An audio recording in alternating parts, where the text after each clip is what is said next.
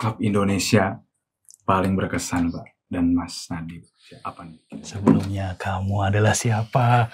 Iya juga. Tolong jelaskan. Udah nanya-nanya aja. Iya. Jelaskan. Padahal baru coba ngechat ChatGPT munculnya. Mau nanya di manakah yang sebelumnya? Mana ayo? Ayo. Kok pakai kacamata? Grogi nggak? Grogi banget. Wah enggak lah. Deg-degan. Tapi kan biasanya kalau super sub lebih Aduh. lebih ready. Enggak sih. Super sub. Super sub Super. Sub. Oke. Oke, Dimulai ya. 3, 2, 1, action.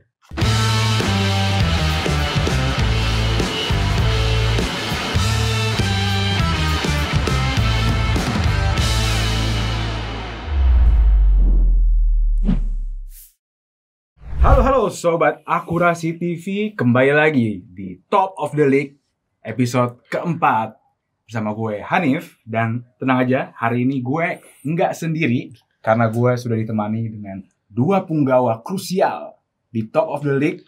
Tiada lain tiada bukan, dialah Bapak Andika dan Mas Nadi. Apa kabar nih Pak Andika dan Mas Nadi? Alhamdulillah. Sebenarnya mau ngerjain sih di ospek, jadi kita nggak ngomong diem aja. Host magang hari ini bersama saya. Setelah di bangku cadangan 3 episode, musim. 4 episode. 4 episode ini 4 episode. ini episode Ini keempat. Lupa juga kita udah kebanyakan sih. Iya. Mau kok. Akhirnya. Dimasukkan Menggantikan seorang Emir sedang trial ke Liga Malaysia. Johor ya, JDT. Wih. Oke, kita langsung aja bahas informasi seputar sepak bola minggu kemarin. Ya, kita sedikit mengulas pertandingan penting pekan lalu ya. Ada Real Madrid yang berhasil membantai Manchester City Kejam. dengan skor 3-1 dan agregat 6-3. Ya. Tapi highlightnya adalah Kylian Mbappe yang mencetak hat-trick. Gimana nih Pak? Mbappe.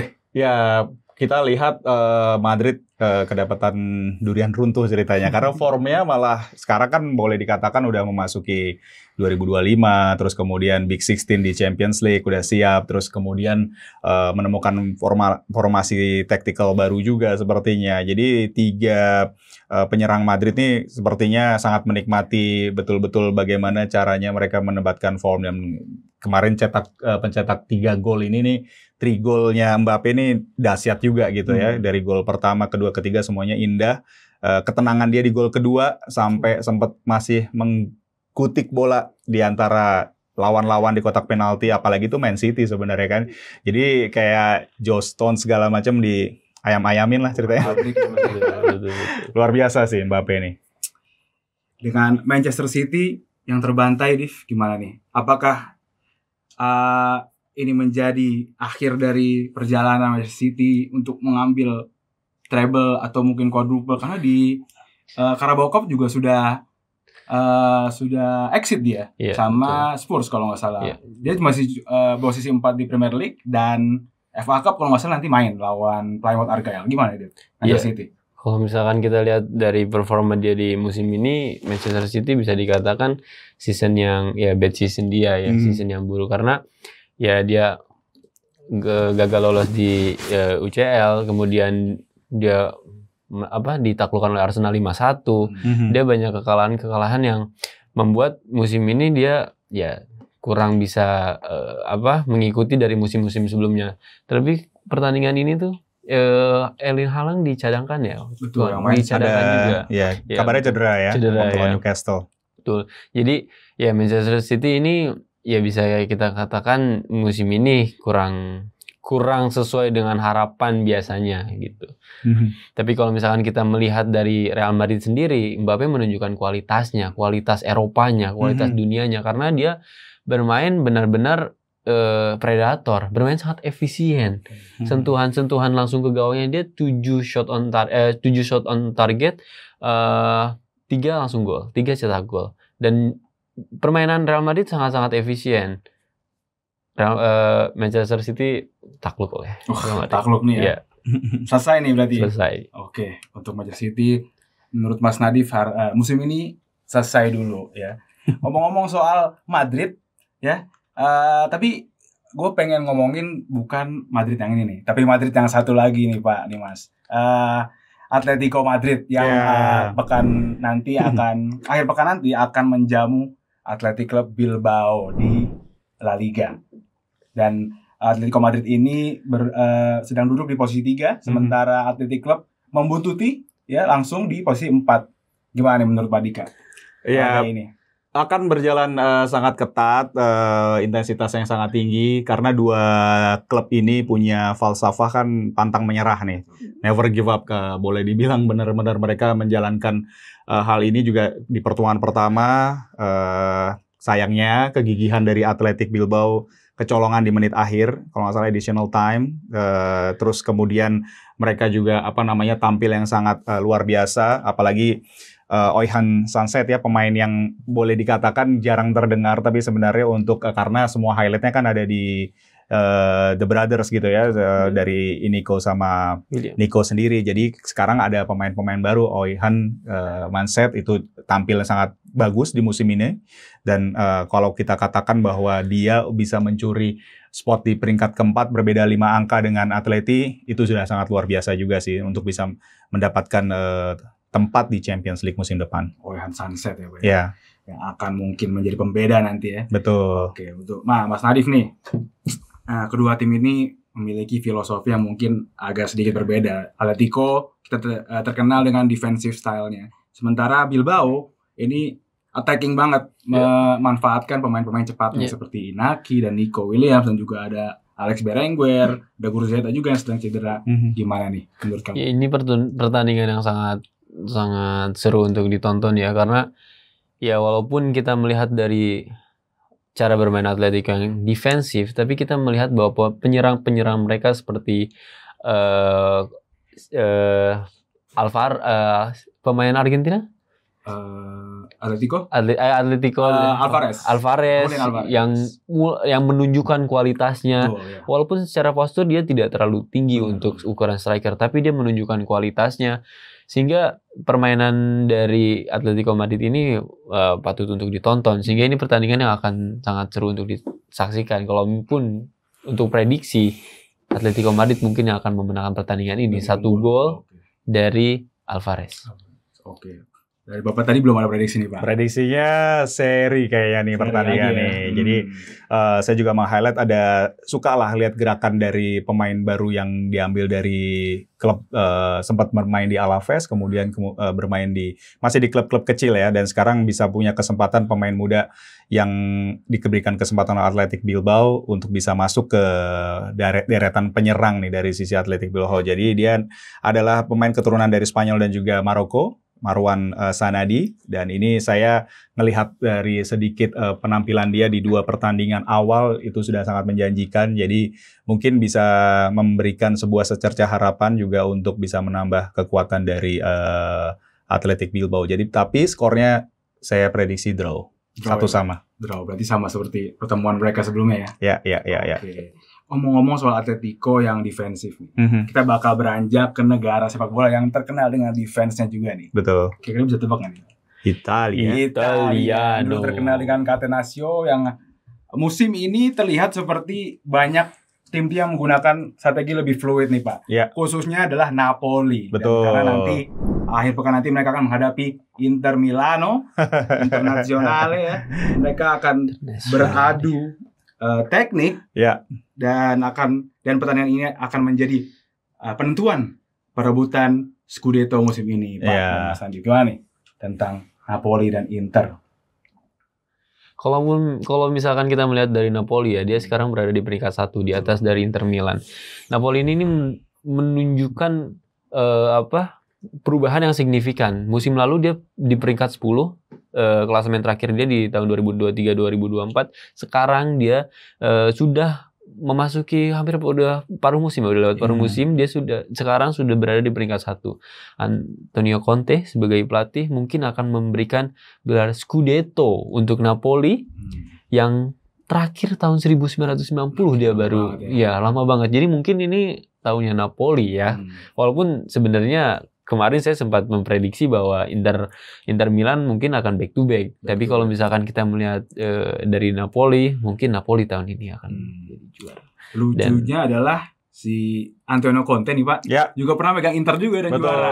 Gimana nih Pak? Ya memang semua di Itali semuanya seperti rivalry itu udah nggak begitu kelihatan ya. Kalau perpindahan-perpindahan zaman dulu mungkin sesuatu yang tabu ya kalau boleh dikatakan. Tetapi ya karena Conte sendiri udah kemana-mana juga ya. Terus kemudian juga yang penting dia mempunyai hasrat keinginan untuk mendapatkan gelar juara ini sangat tinggi. Jadi memang kalau kita lihat di sini juga udah kelihatan kapan lagi gitu. Misalnya Napoli itu sebenarnya juga udah menjadi apa ya, boleh dikatakan tim internasional lah. Karena sekarang di situ aja ada Scott McTominay ya kan. Terus kemudian juga ada Billy Gilmore.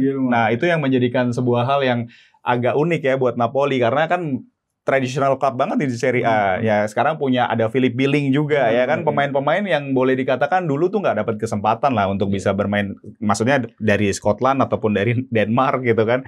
Terus kemudian ya kita lihat masih The Predator Lukaku juga yang sangat luar biasa juga. Jadi partai yang sangat menarik tentunya. Beda 2 poin saat kedua ini betul-betul saling mengintai ya. Berarti dengan kehilangan Kvaratskhelia dan juga Victor Osimhen nggak masalah ya Pak? Seharusnya nggak masalah harusnya, tapi ya kita lihat bahwa Inter nih sepertinya tetap menjadi momok yang sangat luar biasa juga sih buat Napoli. Oke, jadi siapa nih yang pegang Scudetto? Mungkin tadi Nadif Napoli ya? Iya, Napoli. Inter mungkin? Kalau pertandingan ini Inter yang akan menang. Yang ini Inter ya. Tapi kalau Scudetto sepertinya tetap Inter. Double ya.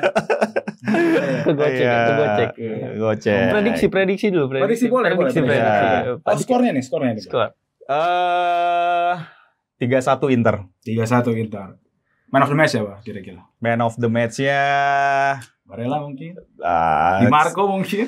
Waduh, itu pemain yang saya suka tuh. Sangat-sangat suka di Marco tuh. Ya, tapi ya Lautaro pasti akan menyumbangkan gol salah satunya. Tapi ya ini adalah kesulitan dari Inter yang untuk bisa mendapatkan 3 angka. Oke. Pemain Napoli berarti yang man of the match ya Pak kalau misal menang. McTominay kayaknya. McTominay lagi ya. Lumayan mencetak gol ya walaupun di tengah lapangan ya. Iya. Ngomong-ngomong sama McTominay nih. Orang Scotland ya kan, masih satu pulau sama Inggris Raya, dan di mana pemain-pemain Inggris nih banyak yang merumput dan sukses di Italia Pak. Betul. Nah makanya ini mungkin jadi faktor pelatih baru Inggris, Thomas Tuchel sedang mencari 50 pemain terbaik Inggris. Sejak Januari lalu Tuchel dikabarkan mencari 50 pemain untuk dimasukkan ke dalam tim national pool timnas Inggris ya.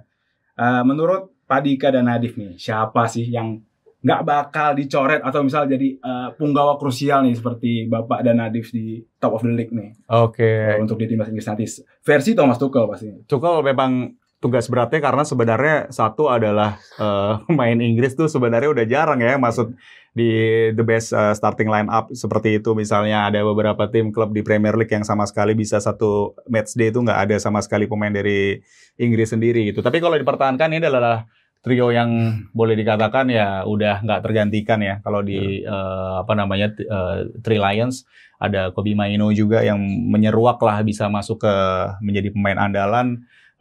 Tapi kalau dari sisi kiper sendiri juga sebenarnya enggak lah ya sebenarnya. Tapi memang siapa lagi? Tapi sebenarnya dia pilihan yang udah terbaik dari yang ada gitu sebenarnya. Jadi kalau dikatakan Tuchel untuk bisa cari pemain-pemain yang boleh dikatakan sekarang mungkin tim-tim yang baru, misalnya dari Bournemouth misalnya ya kan, terus kemudian yang Nottingham Forest sendiri juga lagi naik, ada beberapa pemain yang sangat perform di musim yang baru ini. Betul. Nah, sempat menuai pro kontra nih penunjukan Thomas Tuchel ya. Karena pelatih yang bukan orang atau nationality-nya Inggris. Karena waktu beberapa tahun silam Inggris juga sering memakai pelatih yang bukan nasionality Inggris seperti Fabio Capello, kemudian Sven-Goran Eriksson kalau nggak salah. Gimana, Div? Ya, apakah kamu pro apa kontra juga? Sebenarnya hal yang wajar ya ketika suatu tim atau suatu negara dipegang oleh pelatih yang bukan dari negaranya tersebut sebenarnya. Yang penting adalah bagaimana dia bisa mengadaptasi pemain-pemain yang sebenarnya kalau misalkan kita katakan timnas itu adalah pemain-pemain yang sudah bermain luar biasa di klubnya. kemudian diambil atau dipanggil oleh negara membela negara tersebut. Nah, bagaimana pelatih bisa mengadaptasi pemain-pemain yang mempunyai visi dan cara permainan yang berbeda disatukan di dalam satu tim, bermain dalam tenggat waktu yang bilang cukup pendek, tapi harus bisa menjadi juara gitu. Nah, mungkin Tuchel dalam hal ini akan dipercaya karena sudah berapa tahun tidak ganti pelatih timnas Inggris ini. Semoga ya bisa memberikan sesuatu dampak yang luar biasa bagi timnas Inggris. Ya mungkin bisa memberikan trofi juara karena dia juga pernah membawa ya klub Inggris, Chelsea, menjadi juara Eropa waktu itu, Champions League Chelsea. Oke, berarti nggak ada masalah sebenarnya. Nggak ada masalah. Berarti tergantung memang si mind of the coach dan juga kualitas pemain itu sendiri. Oke, nah hampir di seluruh turnamen beberapa tahun terakhir Inggris tumbang di laga-laga krusial seperti final kemarin ya, di Euro 2000. Ada aja pokoknya Iya, ada aja pentoknya. Nah, apakah karena terlalu dibesar-besarkan oleh media, pressure-nya gede, atau mungkin ada faktor lain yang menurut Pak Dika atau Mas Hanif jadi loophole di dalam squad Inggris, mungkin kayak kemarin back kirinya malah si Trippier, atau secara strategi atau gimana? Ya salah satunya adalah regulasi dari pemain yang betul-betul free ya kalau di liganya. Jadi memang squad untuk bisa mendapatkan pemain terbaik yang di Inggris ini mereka nggak sering mendapatkan games misalnya. Jadi nggak rata. Tapi kalau kita katakan sebenarnya pengalaman dari sisi pemain-pemain yang silih berganti masuk keluar di di zamannya Southgate, memang sebenarnya itu menjadi salah satu kendala juga gitu. Jadi kalau misalnya terlalu banyak mencoba. Nah, terus kemudian leadership juga sebenarnya yang boleh dikatakan kehilangan faktor yang kalau kita lihat kemarin dari sisi pemain-pemain yang ada sekarang juga butuh pemain yang lebih berpengalaman untuk bisa menjadikan faktor leadership itu muncul. Jadi kalau kita lihat Harry Kane mungkin juga kelihatannya masih terlalu quiet untuk jadi seorang captain juga. Tapi kalau untuk dilebih-lebihkan juga saya setuju karena memang media-media Inggris jagonya lah ya kalau tentang hal ini karena penunjukan kapten aja juga bisa betul-betul sampai dibuat build up-nya tuh luar biasa sekali gitu. Jadi ya moga-moga tapi mereka boleh dikatakan sekarang generasinya generasi emas ya. Pemain-pemainnya sangat-sangat antri juga untuk masuk ke tim nasional. Oke. Nah, ngomongin sepak bola Inggris emang nggak ada habisnya nih. Apalagi musim ini menarik banget Premier League. Tadi Bapak bilang Nottingham Forest posisi 3. Ya. Tapi selain itu juga ada klub yang unik banget, Pak. Selalu tahun ke tahun tuh melakukan gebrakan. Tapi gebrakannya mungkin tidak terlihat di table. Betul. Tapi di scouting pemain mudanya. Nah, itu adalah Brighton and Hove Albion yang baru ini merekrut winger muda Korea Selatan 17 tahun bernama Yoon Do-young. Iya. Gimana nih, Pak? Scoutingnya tuh gimana sih ini Brighton, Pak? Ya, kayak boleh dikatakan memang ini menjadi salah satu pematik bahwa di tim sepak bola itu juga perlu yang namanya divisi scouting yang sangat hebat. Karena di Eropa ataupun di Eropa, di Amerika Latin, masalah faktor scouting ini kan jadi salah satu hal yang tidak diremehkan. Beda kalau misalnya di Indonesia mungkin kadang-kadang merangkap ya ada pelatih tapi juga berperan untuk bisa menilai pemain. Nah, tapi sebenarnya lisensi scouting pun di dunia tuh berlaku gitu. Jadi kita bisa mengatakan bahwa ini adalah Brighton yang mempunyai strategi cerdas karena mereka fokus tidak hanya mencoba untuk membuat sebuah tim yang disegani di Premier League tapi juga ya udah untuk kaitannya bisnis karena mereka kita nggak pernah tahu dulu McAllister misalnya siapakah dia, terus kemudian Moses Caicedo dijual dengan harga yang sangat fantastis 100 juta pound sterling. Nah, ini hal yang menjadikan sesuatu hal yang menjadikan tim itu harus mempunyai faktor scouting yang sangat hebat gitu. Nah, tadi pemain muda dari Korea tersebut juga dia berlaga di AFC Under 20 di mana Indonesia gagal, tapi sudah bisa masuk ke Brighton dan yang sangat luar biasanya juga pelatihnya 31 tahun loh Brighton itu. Seller ya. Iya, jadi benar-benar mereka tuh out of the box team ya. Mitoma dulu siapa yang pernah tahu ya kan? Nggak pernah tahu gitu. Jadi ini adalah sebuah tim yang luar biasa. Ya, dari sisi taktikal juga mereka agresif, nggak takut kebobolan ya kan, menyerang dengan sangat agresif, bareng-bareng nyerang gitu kan. Bahkan seorang yang dulu mungkin Pascal Gross lah boleh dikatakan nggak punya keberuntungan di tempat lain tapi di Brighton masih oke kayak gitu. Gimana deh menurut lu? Ya kalau misalkan kita tadi berbicara Nottingham Forest dulu, musim kemarin dia hampir degradasi sebenarnya. Dia peringkat 17 ya kalau nggak salah. Tapi musim ini dia sudah peringkat 3 berarti. Dia udah masuk 3 besar dari Liga Inggris. Itu kan sesuatu yang luar biasa dari Nottingham Forest. Terus kita berbicara Brighton, ya itu sebenarnya hal-hal yang kalau kita berbicara tentang sepak bola Indonesia itu harus sesuatu yang harus diadopsi ya Pak. Maksudnya talent scouting itu benar-benar yang harus ada di dalam sebuah tim. Itu adalah sosok penting sebenarnya. Jadi ketika misalkan kita sedang memperjuangkan tim ini, kita juga harus memperjuangkan bagaimana musim depannya, bagaimana 2 musim berikutnya. Seperti yang dilakukan oleh Brighton, masih 17 tahun tapi sudah berani merekrut. Siapa dia? Siapa sih gitu ya? Padahal dia sudah memikirkan, oh ini akan menjadi pemain atau sosok yang akan menjadi seperti Mitoma, penerus Mitoma seperti itu. Ya itu sebenarnya harus diadopsi oleh Indonesia juga, mempunyai talent scout yang sangat bagus. Betul, tentu saja kita berdoa semua Indonesia bisa mengadopsinya segera mungkin ya. Apalagi Korea Selatan nih, talenta-talentanya kan wow gitu kan dari berbagai macam posisi. Oke, berbicara tentang talenta ya dan juga sepak bola Indonesia, kita akan memberi selamat dulu kepada PSIM Yogyakarta yang telah menjuarai Liga 2. AYDK. Gimana nih? Siapa nih yang paling berkesan di championship run-nya si PSIM, Div? Iya, seperti yang kemarin gue prediksikan bahwa PSIM akan menjadi juara di musim ini karena dia udah beberapa kali mencoba untuk menjadi mendapatkan tiket promosi. Dari tahun ke tahun dia selalu berada di posisi yang bagus sebenarnya untuk meraih tiket promosi. Tapi baru tahun ini dia mendapatkan, setelah penantian 17-18 tahun, akhirnya dia mendapatkan tiket promosi. Ada beberapa pemain muda dan ada beberapa pemain asing yang harus disorot seperti Rafael yang beberapa kali menjadi man of the match. Kemudian ada Savio Seva di gelandang, kemudian ada Vigo Dennis yang masih pemain usianya sangat muda tapi dia menunjukkan kualitasnya. Gimana Pak? Rafael juga?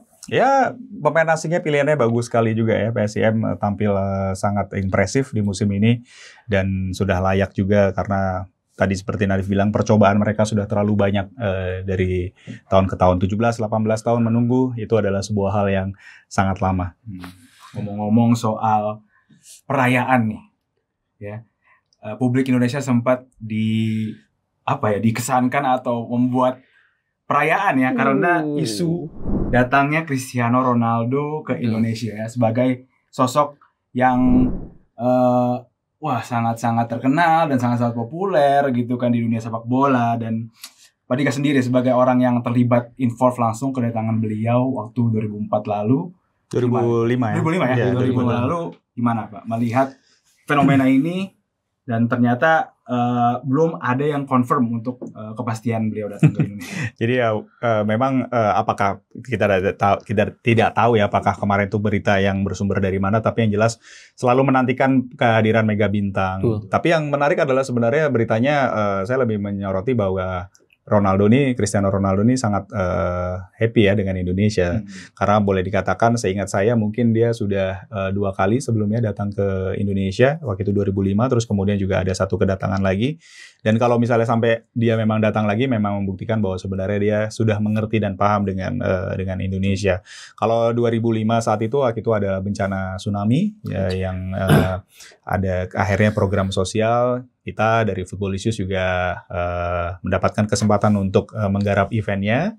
Jadi memang seorang yang waktu itu usianya masih sangat muda, tetapi sudah kelihatan bahwa dia sangat profesional, sangat betul-betul menjaga sekali bahwa dia tahu permasalahannya seperti apa, terus kemudian juga ingin memberikan sumbangsi yang sangat besar juga, memberikan atensi yang besar. Jadi memang ini sebuah hal yang sosok yang kita nggak usah kaget sampai umur saat ini 40 tahun.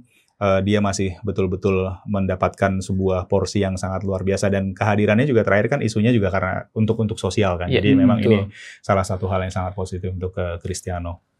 Memang udah terlihat dari dulu ya Pak ya. Betul. Sifat-sifat kedermawannya beliau. Ya, diharapkan kemarin sebenarnya mungkin mau bawa ini Rial Saudi ya, mungkin ya untuk nggak tahu Betul, investasi ke betul. Indonesia atau Karena kabarnya untuk akademi sepak bola di NTT ya. Oke, ya. Minimal bagi-bagi kurma. Iya. Tapi Ronaldo udah 2 kali, Messi belum ya? Ya, Aduh, makanya. bener juga ini.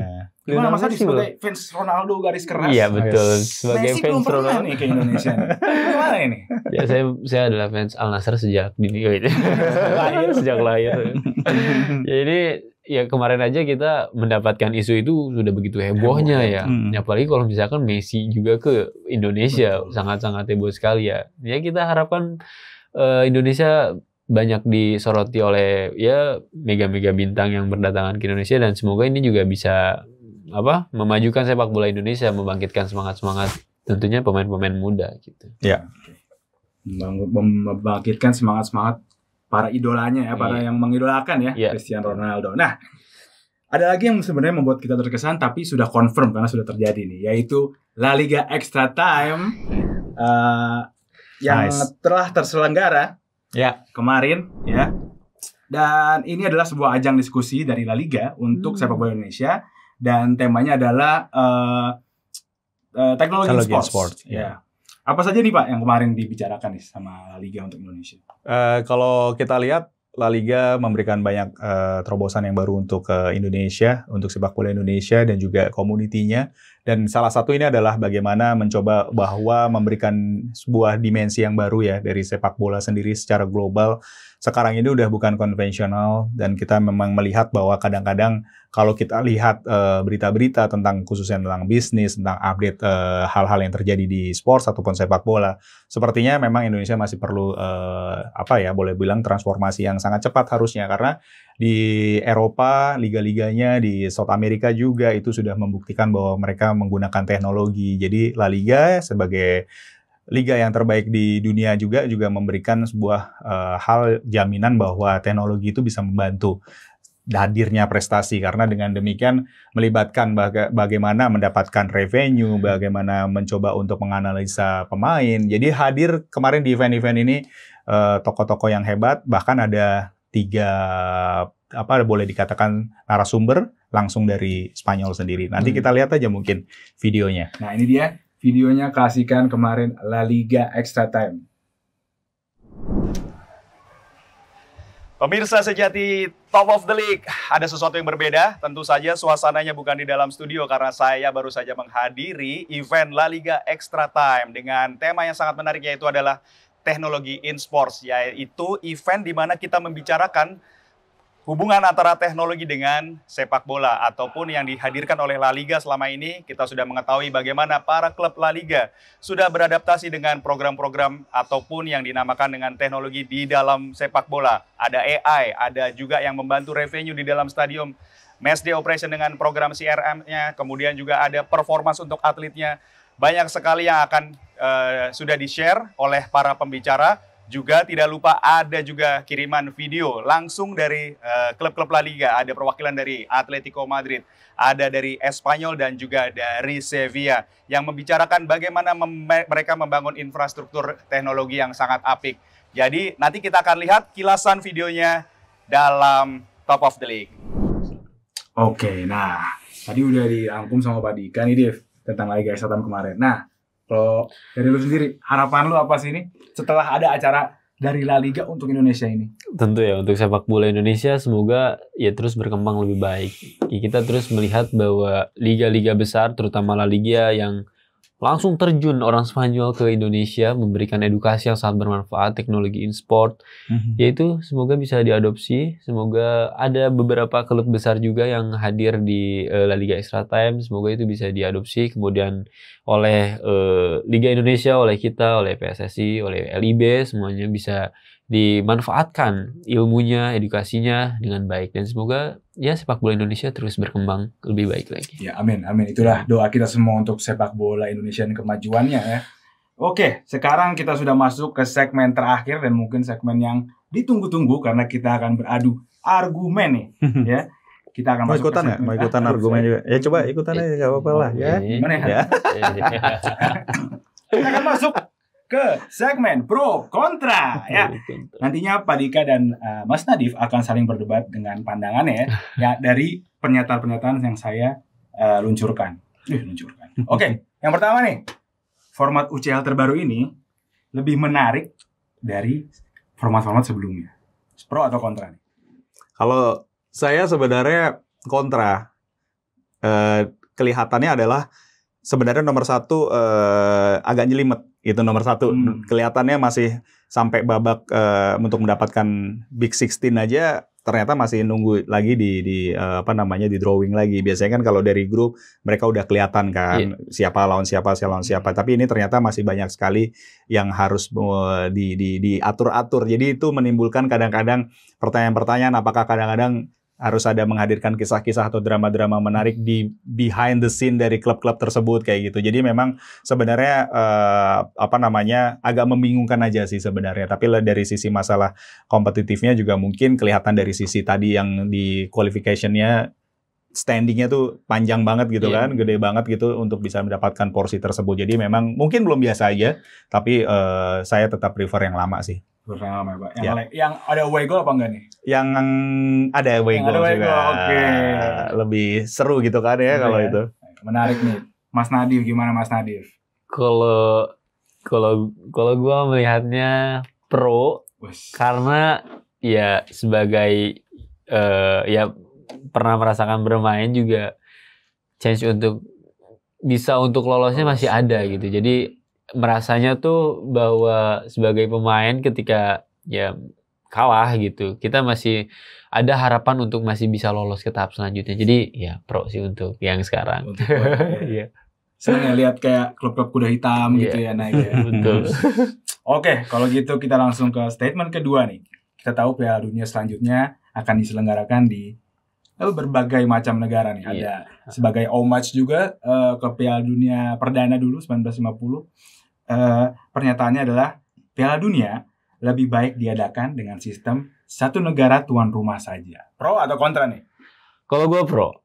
Oke. Karena sebaiknya Piala Dunia digelar di satu negara saja untuk memperkenalkan kulturalisasi budaya dari negara tersebut. Ya, yang paling terkesan lagu Samina Mina itu di Afrika, di suatu negara yang benar-benar kita langsung menyaksikan langsung bagaimana budaya di sana, bagaimana kehidupan di sana. Jadi hanya satu negara saja yang difokuskan oleh seluruh penonton karena Piala Dunia penontonnya berdatangan ke negara tersebut. Jadi ya saya sangat setuju untuk pro terhadap Piala Dunia digelar di satu negara saja. Ya. Gimana Pak Dika? Kontra ya. Saya rasa dari sisi masalah ekonomi growth-nya sendiri itu sebenarnya memang bisa mendapatkan income yang luar biasa dalam satu penyelenggaraan untuk dalam satu negara. Tetapi kemudian dari sisi boleh dikatakan aset yang harus disiapkan investasinya tuh besar sekali. Kita lihat South Africa lah misalnya. Berapa stadion baru yang mereka siapkan. Setelah itu liganya jadi apa kan? Stadion-stadionnya nggak dipergunakan dengan masif. Nah kalau misalnya ini adalah masa yang makin kesini makin sulit ya semuanya ekonomik dari sisi krisisnya juga. Nah ini mungkin salah satu perhitungan juga bagaimana akhirnya semuanya ditopang bareng-bareng. Saya rasa mereka FIFA melihatnya ada masukan-masukan. Terus kemudian juga dari sisi masalah bidding yang boleh dikatakan pelajaran dari Qatar banyak sekali kontroversi karena boleh dikatakan mereka juga mungkin menghindari ada political money yang terjadi dalam masalah bidding host tersebut. Jadi bisa dicoba untuk bisa menghasilkan ada beberapa host untuk bisa mendapatkan multi dynamic culture bisa jadi. Dan kalau masalah lagu sih nanti tinggal satu negara bikin malah lebih banyak kan gitu ya dari sisi masalah lagu. Jadi Mas Anang yang lain juga akan banyak. World Cup-ku. Oke, kita lanjut ke statement ketiga dan menjadi statement terakhir. Pele versus Maradona, Ronaldo versus Messi.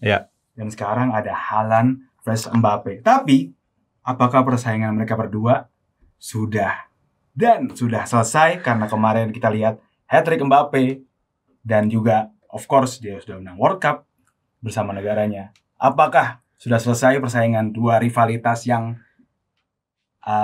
hari ini menjadi berita panas nih?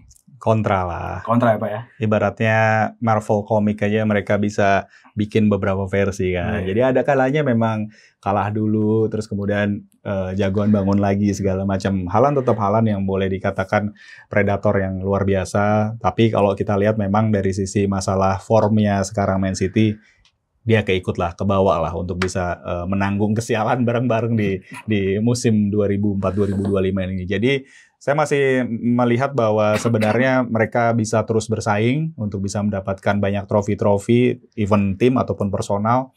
Tapi yang jelas harus ada kesempatan lagi di tahun berikutnya. Harus ada, ya sebenarnya nggak sepadan ya kalau boleh dikatakan Cristiano, Messi dan Pele. Dulu mungkin dilihat siapa the best GOAT-nya gitu misalnya, tapi yang jelas untuk sementara ini masih terlalu dini untuk menilai itu. Dan Bang Nadif, gimana Bang Nadif? Stay humble ya. Stay humble ya. Ya kalau misalkan melihat persaingan ini sebenarnya ya kita katakan sebenarnya belum usai, tapi kalau misalkan melihat dari Haalandnya sendiri mungkin sebenarnya masih ada beberapa pemain yang sedang naik daun juga seperti Lamine Yamal. Jadi itu juga menjadi sesuatu kayak Mbappe yang sudah menunjukkan hat-trick-nya, Mbappe yang sudah menemukan formnya, tapi kita juga melihat dari ya sisi Barcelonanya ada Lamine Yamal yang mulai tampil luar biasa terlebih dari Piala Euro kemarin. Ya, jadi ya sepertinya pro ya untuk selesai ya. Siapa berarti? Mbappe ya? Ya mungkin Mbappe dengan Lamine Yamal mungkin sekarang kali ya. Next target Lamine Yamal ya. Iya, Oke, itu dia persaingan Haaland dan Mbappe. Tinggal mereka nanti akan nyanyi World Cup-ku gitu. Maunya tuh Haaland udah gitu. Satu World Cup gitu kata Mbappe. Oke. Ya itu dia yang menyelesaikan episode kita hari ini ya. Pernyataan-pernyataan yang asik dilontarkan oleh Pak Dika dan Mas Nadif ya. Dan jangan lupa untuk subscribe dan like Akurasu TV. Dan tungguin kita selalu di setiap akhir pekan untuk nonton Top of the League episode selanjutnya. Gua Hanif mewakili Pak Dika dan Mas Nadif. Ciao. Emir pulang. Bye.